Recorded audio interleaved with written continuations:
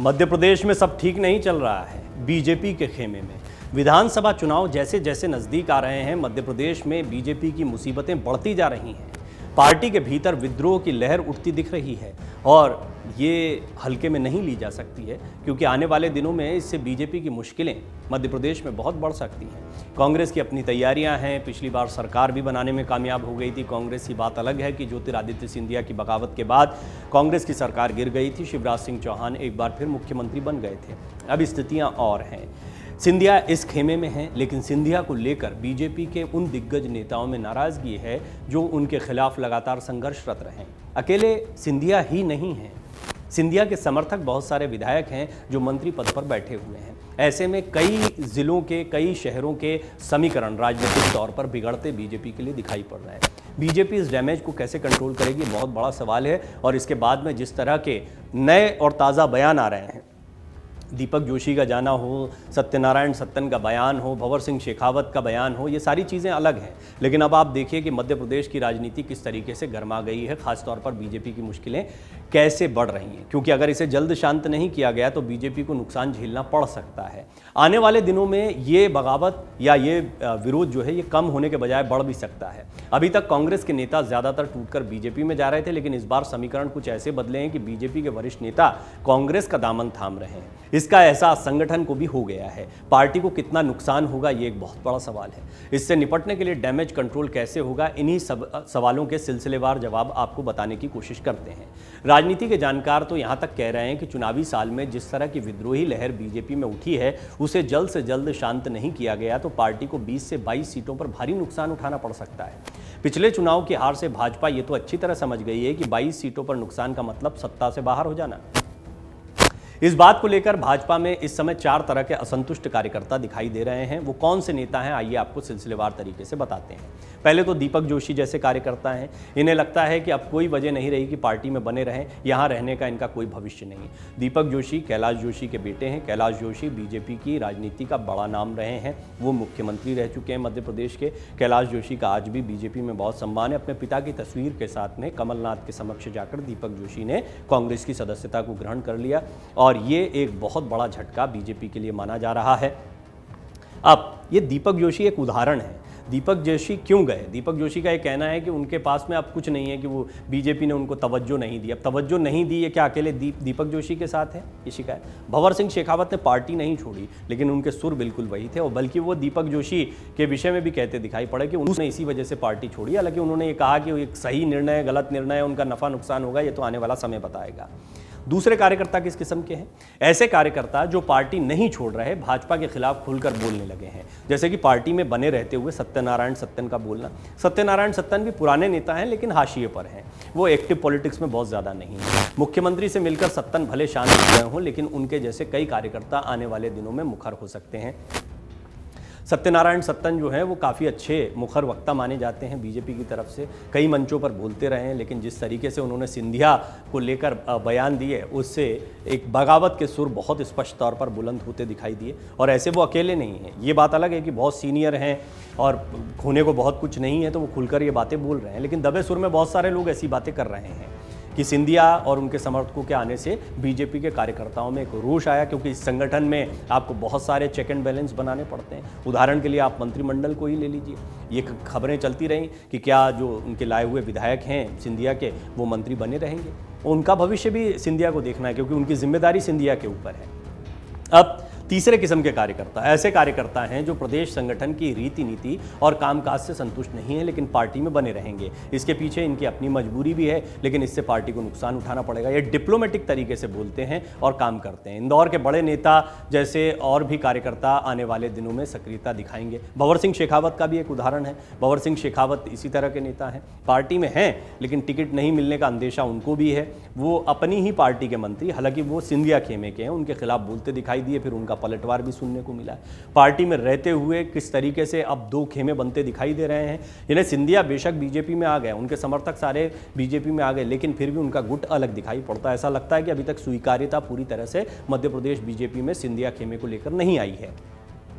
चौथे किस्म के कार्यकर्ता, इन कार्यकर्ताओं की अपनी सियासी मजबूरी है जिसके चलते ये कुछ बोलेंगे नहीं, क्योंकि अंदर ही अंदर घुट रहे हैं, इसलिए पार्टी को इनके रवैये से नुकसान उठाना पड़ेगा। यानी कि अब मैं कई नाम यहाँ पर ले सकता हूँ, लेकिन फिर भी आप अंदाज़ा खुद लगा लेंगे अगर मध्य प्रदेश की सियासत को थोड़ा भी समझते हैं। ऐसे बहुत सारे नेता हैं जो दबे सुर में स्पष्टता सा बात नहीं करते हैं, लेकिन वो ये मानते हैं कि बीजेपी में सब कुछ ठीक नहीं चल रहा है, बीजेपी को बीजेपी हरा सकती है, बीजेपी को बीजेपी की बगावत का खमियाजा भुगतना पड़ेगा। आप कई नेताओं के बयान उठाकर देख सकते हैं और आप स्पष्टता पाएंगे कि ये सारे नेता वो हैं जो बीजेपी के कद्दावर बड़े नेता हैं, लेकिन पार्टी में रहते हुए खुश नहीं हैं। फिर एक अंदरूनी उठापटक भी है।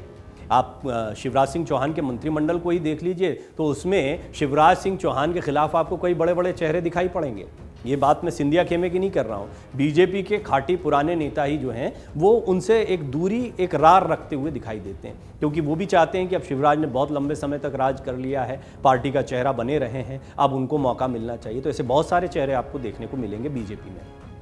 ये अगर इस बार इनको अवसर नहीं मिलता है इन चेहरों को, तो फिर पार्टी को खमियाजा भुगतना पड़ेगा, क्योंकि इनका जो एटीट्यूड रहेगा, पार्टी के लिए काम करना है नहीं करना है का इनका जो डिसीजन रहेगा, या पूरे दमखम से चुनाव लड़ना है नहीं लड़ना है का डिसीजन रहेगा, ये पार्टी को बहुत नुकसान पहुंचा सकता है। 3 बार के विधायक दीपक जोशी का कांग्रेस में जाना बीजेपी के लिए बहुत बड़ा झटका है। इससे पार्टी की छवि तो खराब हुई ही है, खातेगांव, कन्नौज, बागली, हाट पीपलिया समेत आसपास की सीटों पर बीजेपी को नुकसान भी हो सकता है। इस इलाके में स्वर्गीय कैलाश जोशी जो मुख्यमंत्री भी रहे मध्य प्रदेश के, उनका प्रभाव रहा है। उनके बेटे दीपक जोशी ने जिस तरह कांग्रेस में शामिल होते हुए तेवर दिखाया, उससे लगता है कि क्षेत्र में चिल्ला चिल्लाकर भाजपाइयों के कारनामे को उजागर करने के प्रयास वो करेंगे।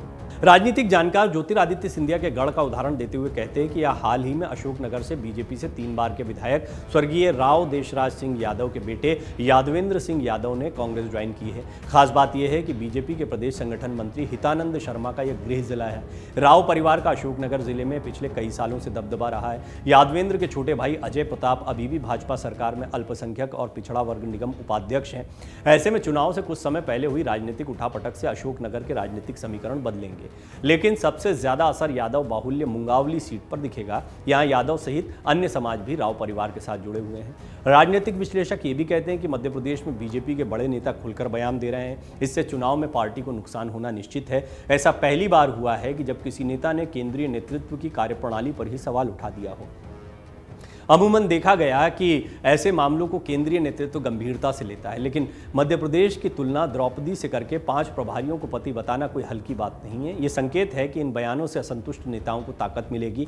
ऐसे में पार्टी के भीतर जो लोग सत्ता संगठन से नाराज हैं वो या तो खुलकर बगावती तेवर दिखाएंगे या फिर घर बैठ जाएंगे। राजनीतिक जानकारों का ये भी कहना है कि राजनीति में जो इशारों में बोलता है उसका असर खुलकर बोलने से ज्यादा होता है। ये सब जानते हैं। कौन? उदाहरण के लिए कैलाश विजयवर्गीय बहुत बड़ा नाम है मध्य प्रदेश की सियासत का, राष्ट्रीय राजनीति में है, अब पार्टी के महासचिव हैं और मध्य प्रदेश की राजनीति में वो खासा अपना असर रखते हैं। मूल काडर पर भी उनके बयानों का असर होता है। इस बयान से साफ है कि पार्टी में नेतृत्व पर एकता नहीं है और सिंधिया समर्थकों को बीजेपी के मूल काडर ने स्वीकार नहीं किया है। उनका बयान ये रहा है कि बीजेपी को बीजेपी हरा सकती है या बीजेपी के खिलाफ बीजेपी अगर इस तरीके से आएगी तो दिक्कत हो सकती है। इसे अभी नहीं रोका गया तो राज्य की पार्टी लीडरशिप के खिलाफ माहौल और बन सकता है। मध्य प्रदेश की सियासत पर नजर रखने वाले जानकार कहते हैं कि चुनावी साल में बगावती तेवरों से 20 से 22 सीटों पर बीजेपी को नुकसान होने की पूरी संभावना है, खासतौर पर वहां जहां सिंधिया समर्थक विधायक हैं, यानी जहां कांग्रेस छोड़कर भाजपा में आए हुए विधायक हैं। दीपक जोशी का पार्टी छोड़ना हो या फिर भंवर सिंह शेखावत के बदले हुए सुर हों, इसके साफ संकेत दे रहे हैं कि बीजेपी में सब कुछ ठीक नहीं चल रहा है। बीजेपी सूत्रों की माने तो हाल ही में संगठन को मिली 14 नेताओं की रिपोर्ट में सिंधिया समर्थकों के क्षेत्रों में नाराजगी ज्यादा है। दरअसल बीजेपी के मूल नेता, खासकर पूर्व विधायक और वो नेता जो चुनाव लड़ने की तैयारी में है, फिलहाल चुप हैं। उन्हें समय रहते मनाया नहीं गया तो वो चुनाव के दौरान या तो घर बैठ जाएंगे या फिर सिंधिया समर्थकों को टिकट मिलने पर एकजुट होकर नुकसान पहुंचाएंगे। तो टिकटों का बंटवारा, आपने कर्नाटक को देख लिया। कर्नाटक अपने आप में बीजेपी के लिए सबसे बड़ी समस्या क्यों बना? यहाँ पर बागी तेवर और जगदीश शेट्टार, लक्ष्मण साउदी जैसे बड़े बड़े चेहरे कांग्रेस में शामिल हो गए ऐन मौके पर। अब ये झटका कितना नुकसान देगा ये तो खैर 13 तारीख को पता लगेगा, लेकिन बीजेपी के लिए अभी से समस्याएं मध्य प्रदेश में देखने को मिल रही है। साल के अंत में चुनाव होना है, राजस्थान, मध्य प्रदेश, छत्तीसगढ़, ये तीनों ही चुनाव बहुत महत्वपूर्ण रहेंगे। छत्तीसगढ़ में भूपेश बघेल अपने तरीके से तैयारी कर रहे हैं, लेकिन मध्य प्रदेश जो है वो एक बहुत ही दिलचस्प मुकाबला देखने को मिल सकता है इस बार। पिछली बार सरकार में आ गए थे कमलनाथ, कमलनाथ, दिग्विजय, ज्योतिरादित्य सिंधिया, तीन चेहरे थे। कमलनाथ मुख्यमंत्री बने, इस बार 2 चेहरे हैं और दिग्विजय सिंह पहले ही स्पष्ट कर चुके हैं कि कमलनाथ ही हमारे मुख्यमंत्री होंगे अगर सरकार बनती है तो। कमलनाथ का बूथ मैनेजमेंट, कमलनाथ का कार्यकर्ताओं को जोड़े रखना, ये कुछ उनका ऐसा राजनीतिक कौशल है जिसके मुरीद सभी लोग हैं। वो तमाम पार्टियों को बांध कर चलते हैं, साध कर रखते हैं। अगर इन दोनों के बीच में सब कुछ ठीक चलता है तो कांग्रेस में बहुत उठापटक की स्थिति देखने को नहीं मिलती है जैसी ज्योतिरादित्य सिंधिया के रहते हुए थी। अब ज्योतिरादित्य सिंधिया के बीजेपी में जाने से वहां ये उठापटक जरूर देखने को मिल रही है।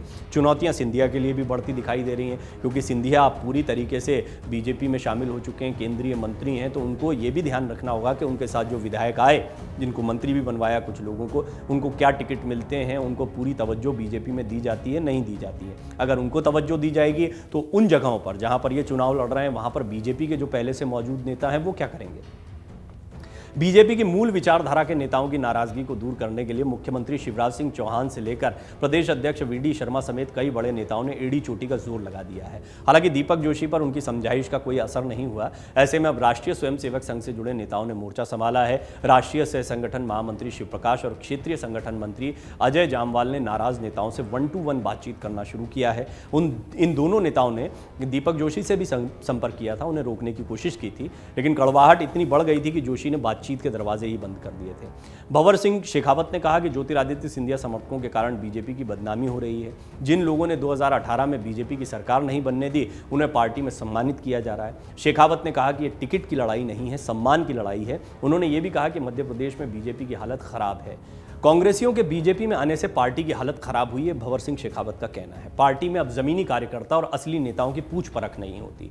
राजनीतिक विश्लेषक कहते हैं कि बीजेपी के कई नेताओं को ऐसा लगने लगा है कि पार्टी में अब उनका कोई भविष्य नहीं है। पिछले दिनों जो परिवर्तन हुए और जिस प्रकार नीतियां बदली गई, उसका प्रतिकूल असर पड़ता दिख रहा है। वरिष्ठ नेताओं को मार्गदर्शक मंडल की तरफ धकेला जा रहा है। जयंत मलैया, गौरीशंकर शेजवार, हिम्मत कोठारी जैसे नेताओं को उम्र का हवाला देकर साइडलाइन किया गया। फिर ये शर्त भी लगा दी कि पार्टी में वंशवाद नहीं चलेगा। ऐसे में नेता अपनी राजनीतिक विरासत को बचाने के लिए बगावत पर उतर रहे हैं और अन्य दलों में भविष्य की तलाश कर रहे हैं। अन्य दल कौन बचता है? कांग्रेस ही सबसे बड़ा दल दिखाई देता है। आम आदमी पार्टी ने थोड़ी कोशिशें की थी, लेकिन अब देखना होगा क्योंकि अभी उस तेज़ी के साथ में अरविंद केजरीवाल मध्य प्रदेश पर ध्यान नहीं दे पा रहे हैं जैसा वो गुजरात या अन्य राज्यों में दे रहे थे। फिर भी देखने वाली बात होगी कि वो क्या संभावनाएं अपने लिए यहाँ पर तलाशते हैं। बीजेपी की लीडरशिप का निचले स्तर पर संवाद नहीं है। यदि संवाद होता भी है तो तल्खी भरे शब्दों का प्रयोग हो रहा है। ऐसे में पार्टी के लिए समर्पित लोग अब मुख्य धारा से हटते चले जा रहे हैं। छत्तीसगढ़ में ताज़ा उदाहरण नंदकुमार साय का है, जिन्होंने अपना पूरा जीवन पार्टी में खपा दिया। दूसरी तरफ संदेश देने की कोशिश की जाती है कि बीजेपी आदिवासियों के साथ है। तो कुछ बातें हैं जो सचमुच में बीजेपी के लिए परेशानी का सबब इस वक्त मध्य प्रदेश में बन रही हैं, छत्तीसगढ़ में बन रही हैं। मध्य प्रदेश में खासतौर पर इसलिए क्योंकि लंबे समय से पार्टी का राज चल रहा है। एक छोटा सा समय आया जब कमलनाथ मुख्यमंत्री बने, लेकिन फिर सरकार जो है शिवराज सिंह चौहान की आ गई। तो एंटी इनकम्बेंसी तो एक फैक्टर रहता ही है। हालांकि एंटी इनकम्बेंसी को किनारे करते हुए शिवराज सिंह चौहान ने अपनी लोकप्रियता को बरकरार रखा। वो अब भी चेहरे के तौर पर सामने हैं क्योंकि बहुत बातें चल रही थी कि गुजरात की तरह क्या मुख्यमंत्री का चेहरा बदल दिया जाएगा। ऐसा कुछ हुआ नहीं। पार्टी ने बदलाव के नाम पर 35 से 40 साल के लोगों को जिलाध्यक्ष तक बना दिया है। ऐसे में 40 से 60 साल उम्र वाले नेताओं की पूछ परख कम हो गई है, जबकि उन्हें मैदानी अनुभव ज्यादा है। इन नेताओं में नाराजगी लगातार बढ़ती जा रही है। यदि पार्टी डैमेज कंट्रोल करने में कामयाब नहीं होती है तो एक तरफ उसकी छवि खराब होगी और दूसरी तरफ चुनाव में नुकसान हो सकता है। सिंधिया फैक्टर आने वाले दिनों में बीजेपी के लिए और मुश्किलें खड़ी कर सकता है। कांग्रेस की नज़र बीजेपी के उन नेताओं पर है जो ज्योतिरादित्य सिंधिया के समर्थकों के चलते अपनी परंपरागत सीट गंवा चुके हैं। वो नए विकल्पों की तलाश में हैं और कांग्रेस उन्हें अपने पाले में लाने के लिए तैयार बैठी है। 2020 में सिंधिया और उनके समर्थकों के आने के बाद जिन सीटों पर उपचुनाव हुए, वहां बीजेपी के पुराने नेताओं के लिए दरवाजे करीब करीब बंद हो गए। चुनाव नज़दीक आने पर वो अपने लिए नए विकल्प की तलाश कर सकते हैं। बीजेपी से बदला लेने के लिए व्याकुल कांग्रेस को इसी मौके का इंतजार है। जानकार ये भी मानते हैं कि पुराने नेताओं की बगावत की एक वजह सरकार में तवज्जो नहीं मिलना है। दीपक जोशी एक उदाहरण है। कई ऐसे मौके आए हैं जब उनके क्षेत्र के प्रशासन में उनकी कोई सुनवाई नहीं हो रही थी। इसकी शिकायत वो समय समय पर सरकार और संगठन में करते रहे हैं, लेकिन इसे गंभीरता से नहीं लिया गया। हाल ही में तैयार कराई गई रिपोर्ट में ये बताया गया है कि मंत्री विधायक उनके काम नहीं करते हैं। प्रशासन भी सिर्फ मंत्री विधायकों की ही नहीं सुनता है। इतना ही नहीं, कई पुराने नेताओं को अपना काम कराने के लिए चक्कर लगाने पड़ते हैं। तो ये बड़ी नाराज़गी होती है कि हमने पार्टी को इतना समय दिया लेकिन हमारे काम नहीं हो रहा है। ये भी एक नाराज़गी का विषय है। काम क्यों नहीं हो रहा है? क्योंकि अब सत्ता में या मंत्री पद पर वो लोग बैठे हुए हैं जो किसी और पार्टी से आए हैं और उनके साथ इनके समीकरण उतने अच्छे नहीं हैं। आने वाले दिनों में क्षेत्रीय स्तर पर इन्हीं से टकराव होना है या टिकटों के बंटवारे के दौरान इनसे टकराव होना है। तो ये बहुत गहरा है, आप समझिए इसको, कि ज्योतिरादित्य सिंधिया खेमा इतनी आसानी से पच जाएगा बीजेपी में, ये कहना बड़ा मुश्किल है। विधानसभा चुनाव से पहले बीजेपी के लिए ज्योतिरादित्य सिंधिया के साथ कांग्रेस छोड़कर आने वाले नेताओं के मुसीबत बनने की आशंका है। ये डर अभी से सताने लगा है। ऐसा इसलिए क्योंकि जिन स्थानों पर सिंधिया समर्थकों को उपचुनाव लड़ाए गए थे वहां से बीजेपी के पुराने नेता भी अपनी दावेदारी जता रहे हैं। राज्य में इसी साल विधानसभा के चुनाव होने हैं। इन चुनाव को लेकर बीजेपी फूंक फूंक कर कदम बढ़ा रही है। वो किसी भी सूरत में अपने कार्यकर्ताओं को नाराज करने का रिस्क नहीं ले सकती है, लेकिन ये भी तय है कि सबको संतुष्ट करना पार्टी के लिए बहुत मुश्किल है, बल्कि असंभव है। ये कहना भी गलत नहीं होगा। इसलिए पार्टी चाहेगी कि कम से कम नुकसान झेलकर विधानसभा चुनाव एकजुट होकर लड़ा जाए। मन से उजाला कर चले, मन से उजाला कर चले, एक अमर उजाला कर चले।